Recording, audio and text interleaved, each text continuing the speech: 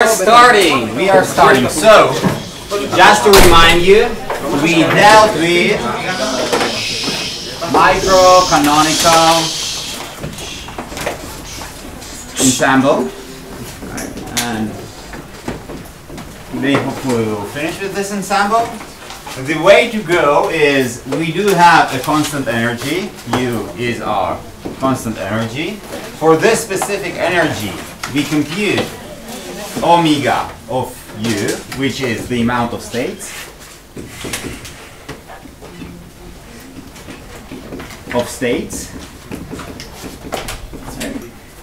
The moment that we know, usually it's a combinatorial problem. Sometimes it's harder, sometimes it's more harder. And then we compute the S, which is K Boltzmann log of omega of U. Okay? Since this function usually involves some sort of combinatorics, there are factorials, and we use the Sterling approximation in order to get the continuous representation of this guy. And eventually what we do is we write 1 over t, which is ds to du, and this is our state equation. Now, we have seen already the example of the Einstein model for solids, right? And this is something that we solved. And at the end of the lecture, we kind of ran through the two-state model. Right? Wait, Stas. Yes? I have a question. Yes. You said that omega, I think it is the amount of states. Yes. If I have two states with the same energy, does it count as two states? What do you mean, two states with the same energy? I have Yes, only yes. The answer is yes. Okay. Right? So, yes. It's as long as any state has the same energy, you count it in. Okay. Now, for the two-state model, we had n particles, or let us say n independent particles. Okay. Now, each particle has exactly two energetic levels, 0 or epsilon. Each particle can be in the ground state or in the excited state. All we know that the whole system, yes, the energy of the whole system is equals exactly to U. Okay. We have managed to count what? This omega of U, and the result that we got, that omega equals to n factorial divided by U by epsilon factorial multiplied by n minus U by epsilon factorial. Some sort of a choosing problem. Okay.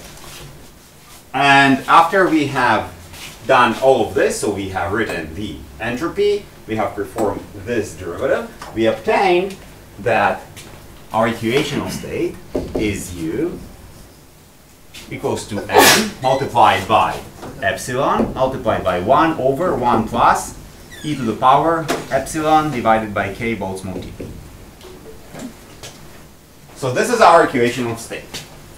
And then I claimed that it actually shows an interesting property of the system, which can be used as a quantifier for whatever is happening inside the system. So what we have done, we said the following thing.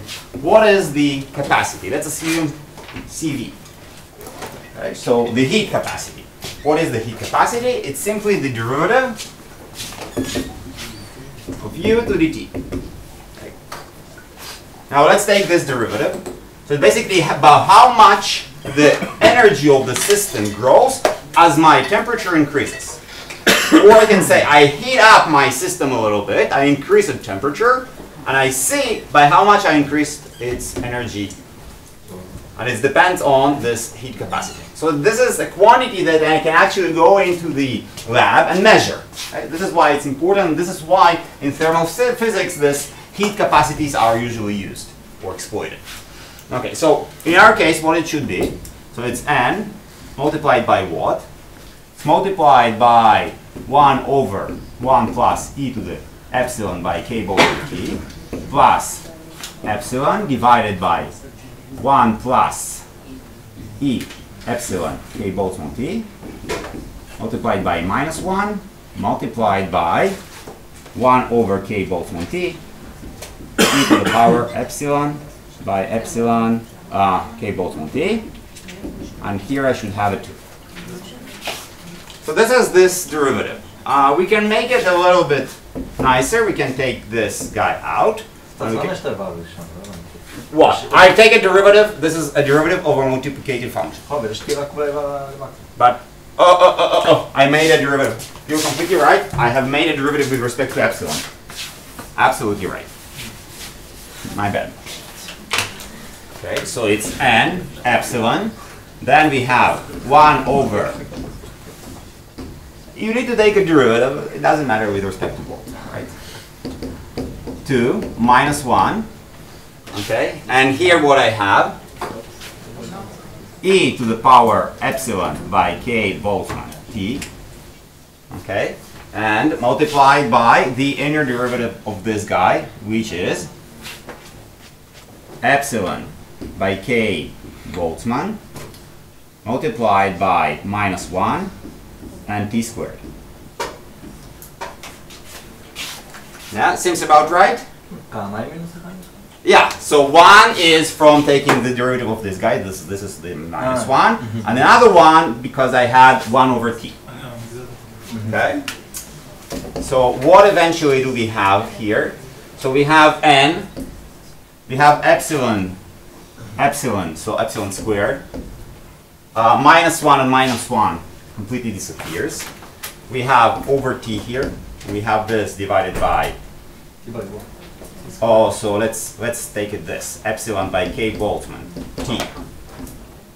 This is squared, and here I would write k Boltzmann. Okay, and I have epsilon by k Boltzmann t divided by 1 plus e to the epsilon by k Boltzmann squared. Okay, this is my function.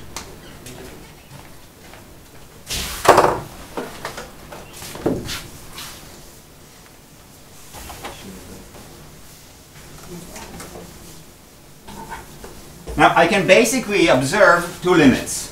What are my limits? The large temperatures and the small temperatures. Okay. So when T goes to 0, okay, CV goes to, let's look what we have inside. So this is 1 over T squared. So this guy explodes, right? Diverges when T goes to 0. What happens here? So we have e to the power epsilon divided by k Boltzmann T. T goes to 0. This guy is huge, so this guy diverges. Okay. Now, so the denominator is diverging, but the denominator is also diverging. Okay, but it diverges as fast as this guy. Okay. Okay. So overall, this denominator controls the behavior of the function, and since it goes to infinity, this whole function goes to 0. This is the first limit. The second limit is when T goes to infinity. Okay? So the large temperature limit. This is the low temperature, low T limit. Okay. What happens here? CV. Okay. So what happens to the exponential? T goes to infinity. The exponential T, all of this factor goes to 0. So the e epsilon, e to this power of 0, this is 1. So we have 1 over here. What happens here? So we have 1 plus 1, so this is 2, so this is 4, but this is a constant. Okay, so everything is controlled by 1 over t squared. Okay, since t goes to infinity, 1 over t squared goes to 0. Okay, so CV goes to 0. Okay.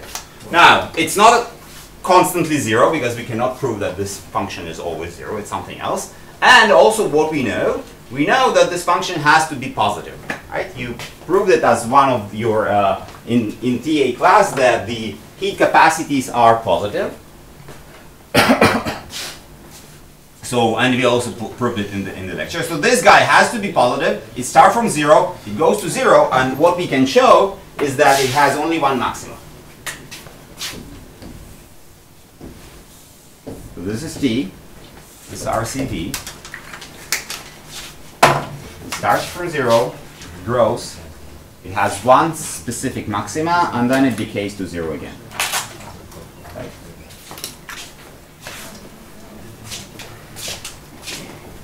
This behavior of a single maxima, has a name, and we already mentioned it. It's called a Schottky hump. Okay.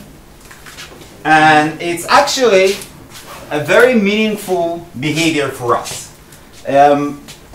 Because usually what we have in your system, thermodynamical system, you have a microscopical object. Okay. The moment that you have this microscopical object, you don't really know what happens on the micro scale, right? You have the whole object, but whatever happens on the atomic level, you completely don't understand. Okay, now, how you can understand what's going on inside? Well, you can take a microscope, or you can break your system, or do something to it. One of the ways to explore whatever is going inside, at least 100 years ago, is to raise the temperature of your system. You can raise the temperature of your system and you can measure the heat capacity. Its behavior as a function of temperature. You increase your temperature, you measure how much energy got inside, and from this you can also measure the heat capacity. Okay. Now let's assume that you measure this, and this is what you obtain. Okay. So this is what is described by the Schottky hump. You obtain a specific maxima. Okay. So there is a maxima, and then there is a decay. What do you know about the system? So you know that there exists inside of the system some kind of a two-level behavior, right? Because what actually happens, what all of this math actually tells us. All the particles are completely independent of each other, so we don't care about that we have many particles, right? We can look on single particle and ask what happens to this particle. Now this particle prefers to sit on the ground state, right? As you increase the temperature, and this is what we will show when we will discuss the canonical ensemble and the ground canonical ensemble, as you increase the temperature, the probability, occupation probability of jumping from this ground state to the excited state, it goes up. Right? So as you increase the temperature is a measure of the kinetic energy of the atoms. So as you increase the temperature, you increase the kinetic energy. You basically increase the probability of the particle to jump from ground state to the next level. Okay? So we excite it. But this is a probabilistic behavior. So you can excite one particle, and by exciting one particle, you indeed increase your energy. Right? You increase the energy of the system. So this is why this curve goes up. Okay? This is this behavior. Exciting single particles.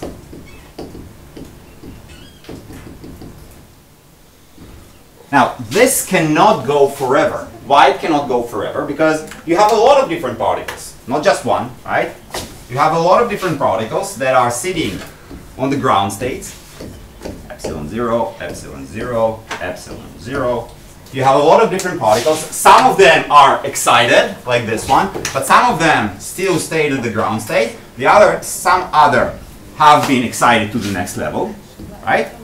So in total, as you increase the temperature, more and more particles are getting excited or can be found in the next level. And this curve is rising up. But after a while, all the particles have been excited, right? Everybody have moved or can move basically to the next level. So adding up more energy won't allow for additional energy into the system. So you heat the system up, but the system cannot absorb any additional energy. It can't because there are no additional excitable states. So the level of the total energy of the system is basically kept almost constant. It saturates. You heat it up and the system is simply, well, I cannot absorb anymore. I have eaten enough. So this is why the energy saturates, and the moment that the energy saturates, the specific heat is the derivative of the energy, right? It's not the energy itself, it's the derivative of the energy. So if U saturates, the derivative goes to 0. Okay, so this is saturation of the total energy.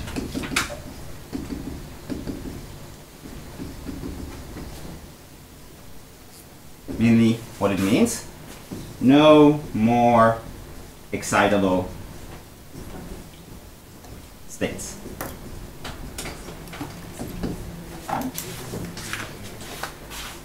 Very nice, but this is a simple two-state system, right? In real life, we don't usually have two-state systems. We have a spectrum of the energies. Okay. How do we assume that the energy is constant? Yeah, but the energy is constant for each temperature. Remember that we have our formula, so U equals to something. Okay? So for each temperature, you have a specific U. You increase your T, and your U grows. But at the beginning, when we started all of this, we assumed that the energy... We assume a specific temperature, we assume a specific U. Now I'm saying, okay, so you worked on this. Now let's work when your temperature is slightly bigger, and you're in equilibrium.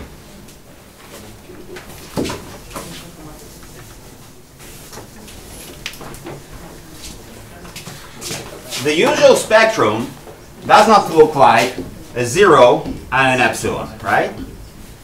Usually can have many more states. Okay? So all the systems are going to be this situation when everything is decreases, so no more excitable states. When it appears because I have here in my system no additional states for the particle to jump to. Okay, so I'm not expecting this in a real life system. Or maybe I do. When I do expect it in a real life system, I can expect this behavior, this Schottky hump, when the next level after epsilon is sufficiently high. Okay? So if I have a gap over here,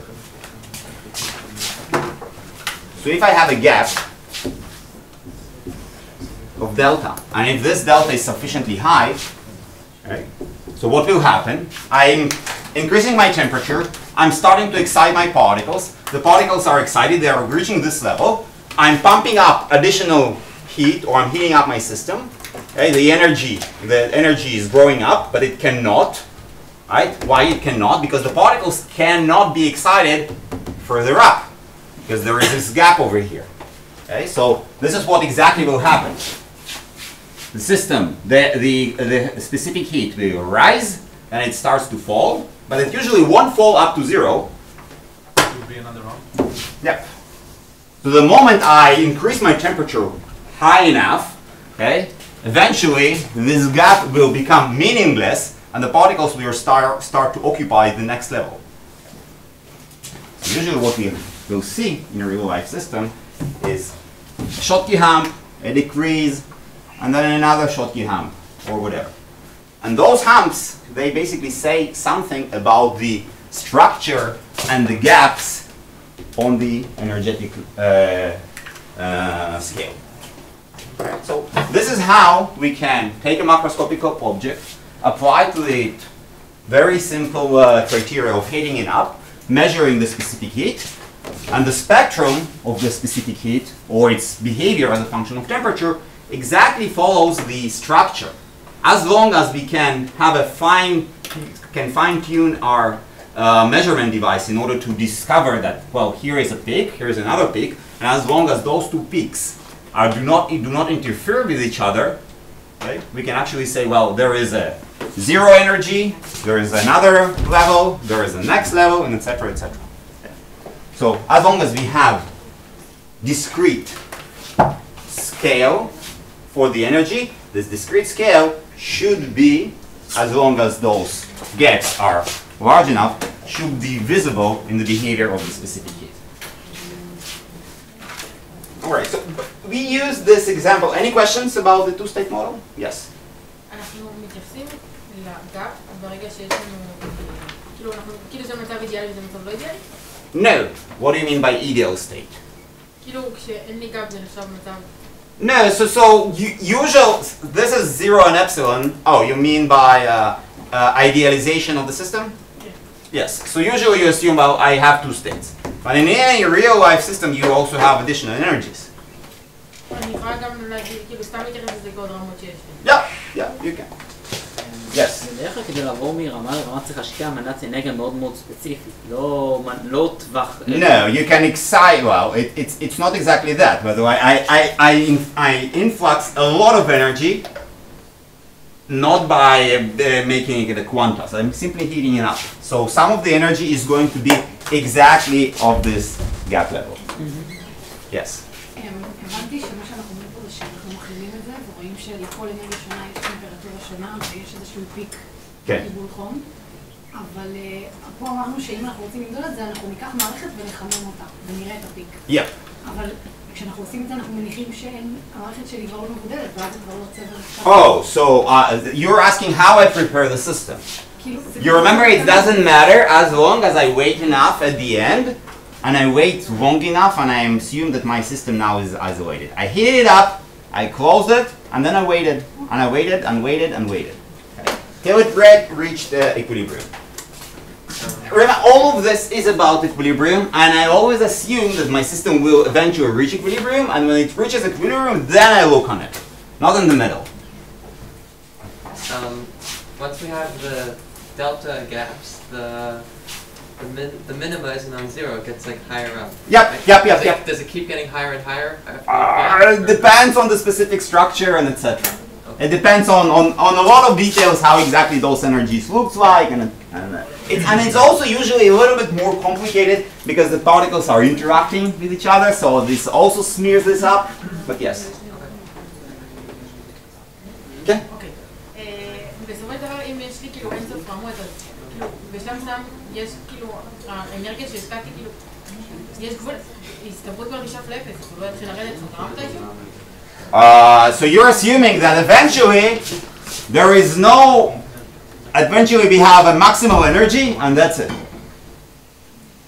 אני אומרת שכאילו השקעתי כאילו ההסתברות שהחלקי עבר לרמה אצלון, אז היא הכי גבוהה, ואז לאט לאט זה לא אמור כזה לדרוך למטה ולהתחיל לשאוף לאפס? No, so eventually we will show that as long, when you keep up heating the system, the probabilities of occupying different states, they become uniform. Shut up! Okay, so as long as you heat up your system, after a while, when your system is hot enough, what we will get, and we will show it with the canonical and grand canonical example, that the occupation probabilities become uniform. They do not decrease. They are uniform. We will return to this question when we will deal with canonical ensemble. Okay? Yes? When the heat goes to infinity, all the particles become free particles, no? Yes. And then the system explodes. Why? Because... But I keep it isolated so it cannot explode. Oh, okay. Any more questions? Okay, so we don't have a lot of time today.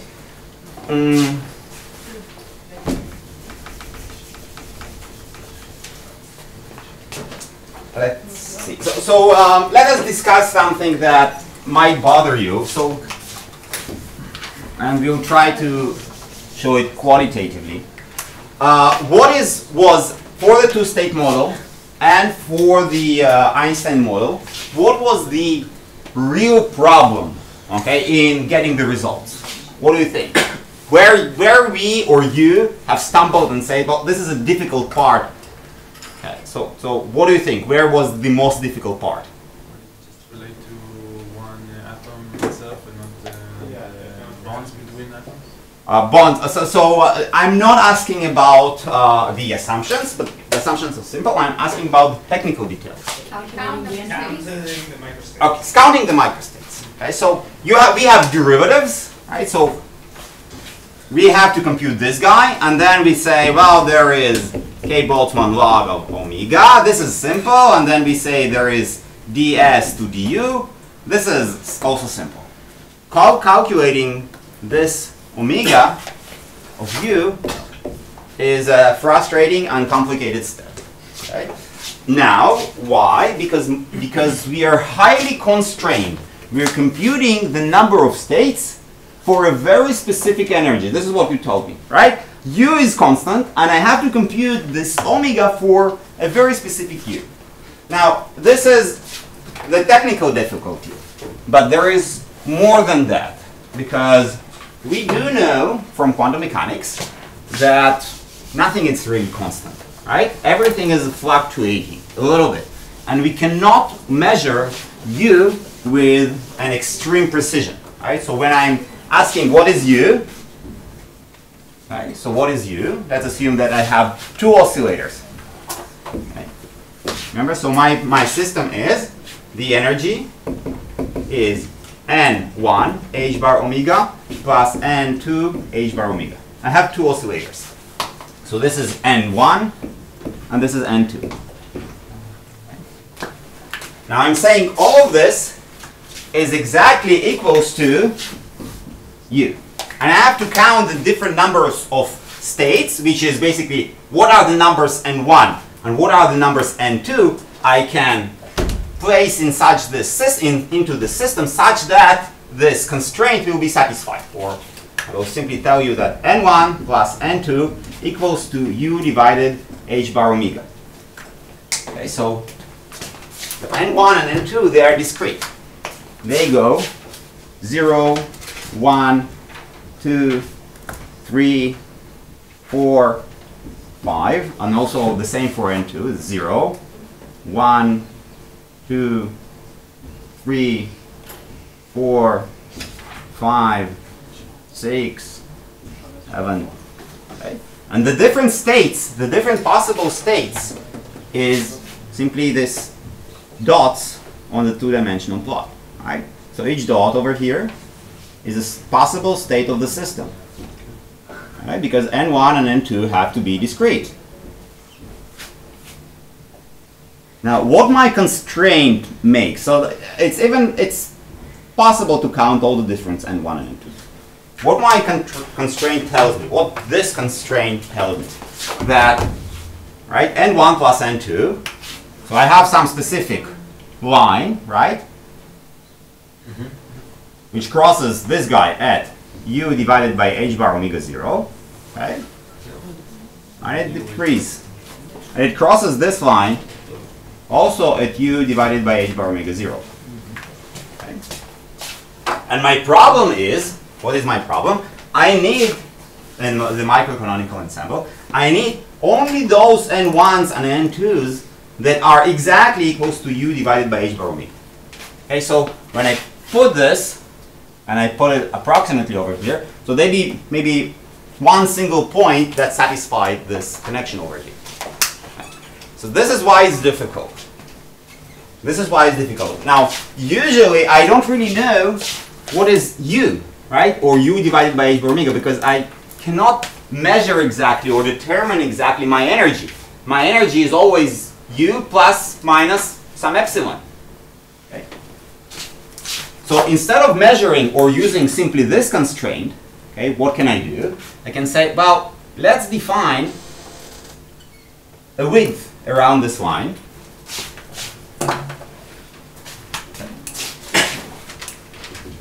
Some specific width around this line.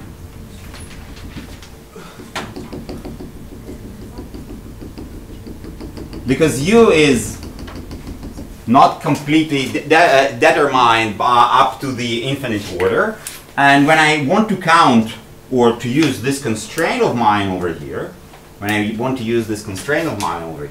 what happens is that instead of only looking on this specific, okay, on the specific points that my red line is crossing, I will look also on the points that lie in the vicinity of this equal energy straight line. Okay? And I will also consider those states are states that can contribute to the number of states that my system can be in. Right? Because I can never say, well, the energy is exactly U. It's always U plus something. Right? So I can also take into account those states over here. Okay? So in order to compute this guy, right, what can I do? I can compute u of u. So this is the number of states where energy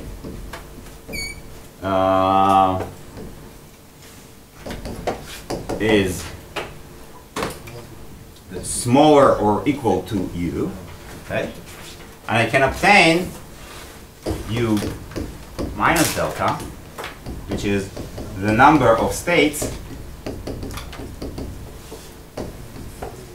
where energy is smaller than u minus delta. Okay, so how I can compute? Beforehand, I needed exactly to compute exactly the number of states that are sitting on this line of equal energy. Okay, now I'm suggesting, well, let's forget about this. This is a little bit complicated and not exactly physical. We need to only consider these states which are close enough to this red line. Okay, so instead of, this is also a little bit difficult, but less difficult, but because what? What I'm suggesting take this red line and compute all the states, so all the number of points, not that are sitting exactly on the line, but they are sitting below the red line. Okay? This is u bar, omega bar. Okay? Now, what is omega bar of u minus delta? Consider all the states that are sitting exactly not on the dashed line, but all the states that are sitting below the dashed line. Okay? So this is omega bar of u minus delta. And our assumption, or not assumption, we can say, well, what is the number of states that are sitting in this region over here? This is just the difference, right? So omega of u equals to omega bar of u minus omega bar of u minus delta. Yes? אנחנו לא עובדים במצבים מדידים? We are. אז אם אנחנו מצבים מדידים, זה כאילו כל נקודה זה פשוט מקום. So each point is a state. This is a state, this is a state, this is a state, this is a state, this is a state, this is a state. Each point here describes what? What is N1 and what is N2. Because I cannot exactly, what my claim is that physically I cannot determine what my energy is.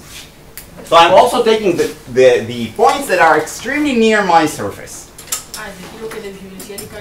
Exactly. So remember, this is a critical point that it's hard to compute. Okay? And I'm trying to make it less hard. Yes? אתה אומר שאתה לוקח את המצבים שנמצאים כאילו בין העקומה, נכון? So I'm taking only the states that are in the vicinity of this my red line. And this vicinity, I'm saying, well, there is a gap. Let's call it this gap by term it delta. I'm taking all the states that are between the red line and the dashed line. Okay? All right? So, how I'm going to count this? Okay? How I'm going to count this?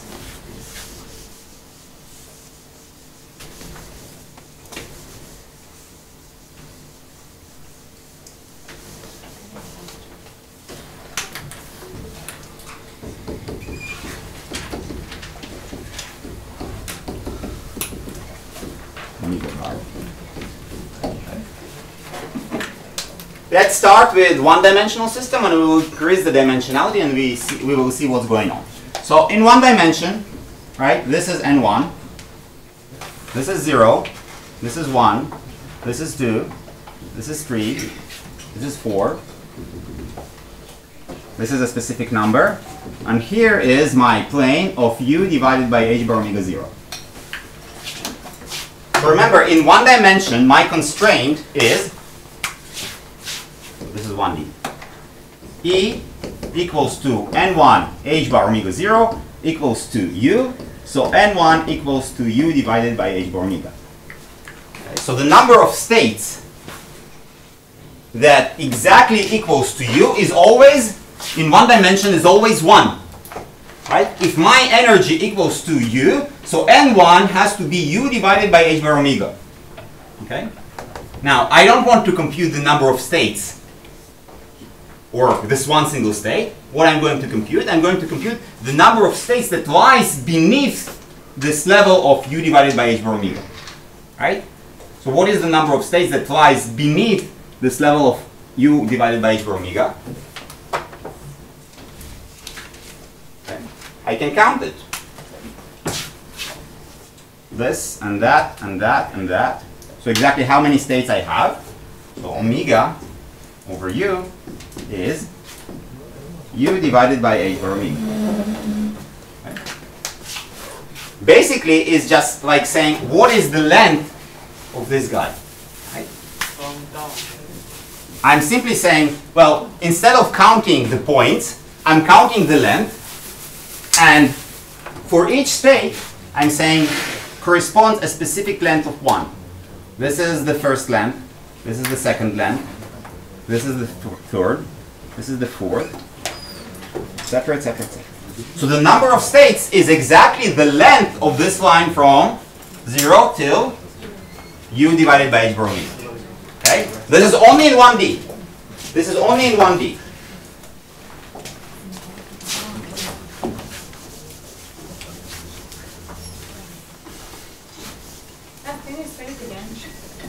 Okay, so I remember that I don't want to count the number of states that exactly equals to u. I want to count the u bar, which is the number of states which lie below u. Okay? So instead of counting points, I'm saying each point is occupying on this one-dimensional line a length of 1. So instead of counting the number of points, I'm counting the total length. Right? Because unit length contributes 1 state. 2 unit lengths contributes 2 states. So I count the total length over here, and this is the number of states that I'm getting. What will happen in 2D? Right? By the surface. Sorry? We'll divide by the surface. Yes. So in 2D, we have n1 and we have n2, right? And we again have those points. If beforehand I was counting what? I was counting length, right? Here I want to compute the area beneath the surface. Why the area beneath the surface? Because I'm saying the following thing. I need to count the number of states. Remember, what is my goal? I need to count the total number of states that n1 and n2 can get as long as it lies beneath this line. What is this line? Is n1 plus n2 equals by u divided by h bar omega. This is my two-dimensional system. This is 2D. Now, there's a lot of states that contribute to integer values of n1 and n2. Right? I need to count, basically go over here, and to count the number of points. I'm saying exactly the same thing as I said before. Instead of counting the number of points, let's associate with each point a square, or surface, or an area. What is the size of this area? Is 1. Size of single state is 1. So in order to count the number of points that I have here, I associate the area of each point with this area of 1. So if I'm calculating the total area, calculating the area beneath n1 plus n2 equals to u divided by h bar omega is omega bar of u.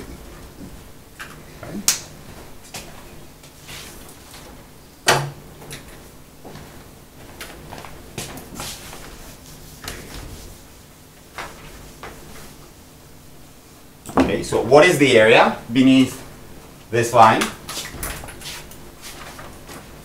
Okay, so let's call this u1. Let's call this u2. u2 of u. It equals to n1 goes from 0 to, what is the crossing point? U divided by h bar omega. Okay? So I have an integral. How to calculate an area? It's an integral from 0 by u divided by h bar omega, okay, over dn1. And what do I have here? n2. Right? What is this? How I calculate the area? I go over here and say, well, I divide it to small rectangles, approximately rectangles, the width is dn1, and the height is n2. Right? And then this is a function n2 as a function of n1. Okay, so the total area, it's very simple. Right? You learn it in several classes. Right? So this is 0 by u divided by h bar omega of 1 minus, what is n2? U divided by h bar omega minus n1 dn1. Okay, so we can solve this integral.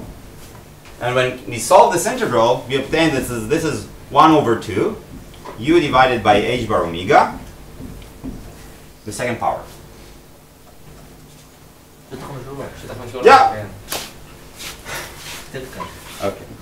Now we can continue this to the third dimension, right? This is what? This is u omega 2 of u. Right? Now we can continue this into the third dimension. What happens in the third dimension? It's not a sphere. It's like a triangle, right? So this is this, and this is that, and this is this. And we have to compute now. What we have to compute? We counted length, we counted area, and now we are going to count volume. Okay, so we have to count the volume. This is this surface over here of equal energy is u divided by h bar omega equals to n1 plus n2 plus n3. We put here n1, n2, and n3. Okay, and we're now computing the surface below this, the volume below the surface. And if for 1D we said one state is length 1, for 2D we say one rectangle, one square is state 1. Here we're going to say one cube, small cube, is state 1. One state. Now, if you do this, what we will obtain that omega 3 bar of u equals to 1 over 3 factorial u divided by h bar omega to the power of 3. Okay? And we can continue by induction. Okay? And we can say that u of n bar of u equals to 1 over n factorial u divided by h bar omega divided by the power of n.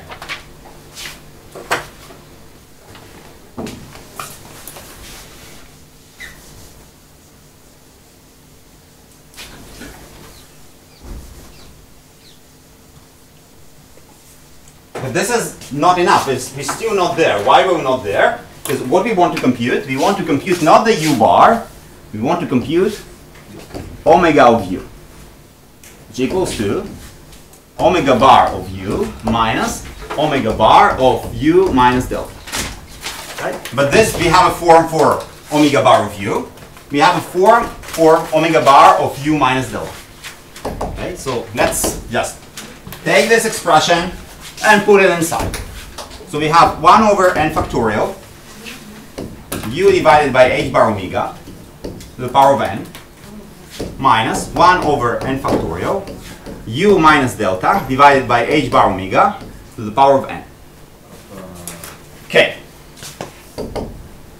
What we can take out as the common multiplier, 1 over n factorial u divided by h bar omega to the power of n, right?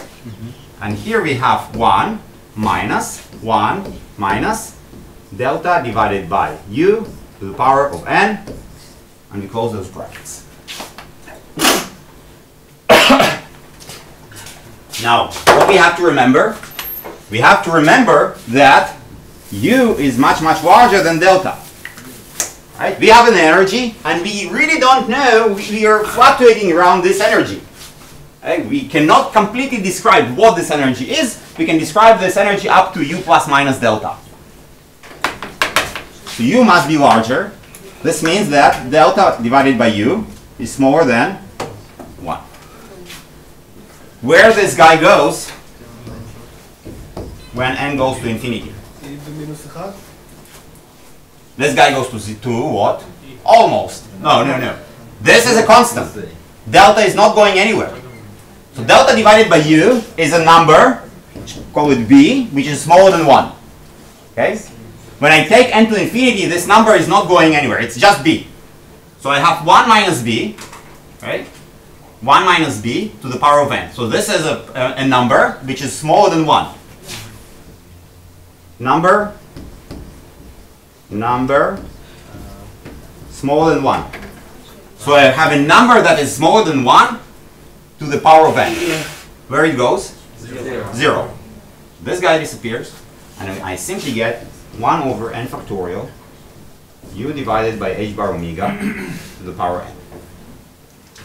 What this result means? This means that if in order to compute the number of states, first of all, we see that it's independent of delta. As small as delta is, as long as delta is small, this result is independent of delta. Okay? And the second most interesting part is, what is this guy? This is exactly U omega bar of U. Okay. Think of it. We are trying to compute in the n dimensions the number of states that are lying on the hypersurface. Okay. So imagine that I have a cube. Imagine that I have a cube. But this cube is many dimensional. Okay. So my result, what it tells me, in order to compute the surface of the cube, right? Because we only need to compute the states that are lying on this cube, right? On the surface of the cube. I need to compute all the different number of points that are lying on the surface. Instead of that, I computed the volume, and the volume was equal exactly to the surface. Okay. So this is a non-trivial or non-intuitive result. And this always happens in high dimensions. In high dimensions, the volume is actually all sitting on the surface. It's hard to understand because when I'm plotting, I'm thinking in one-dimensional, two-dimensional, three-dimensional operators. So I'm thinking if I have a circle, right? So it's the surface of the circle. It's not equal to this perimeter. Right? It's nonsense. But it's actually what happens in many dimensions. So in order to compute surfaces, or the number of states on the surface or in its vicinity, what we need to do, we need to compute the total number of states inside this surface or inside this object. And it is much more simpler to perform this because it's less constrained, like over here. Right? I don't need to cover this surface over here and count what is the exact number of states on the surface. I needed only to calculate the volume. It's a much simpler problem. And it appears that in all those systems that are treated for microcanonical ensemble, what happens is, in order to compute omega of U in high dimensional space, basically saying I have many particles. And this is usually the case, right? Because n is of the order of 10 to the power of 27. 3. Right? The Avogadro number. So n is extremely large. 10 to the power of 23 is large, okay, for regular human beings. And what we have shown that this guy simply goes to omega bar of U.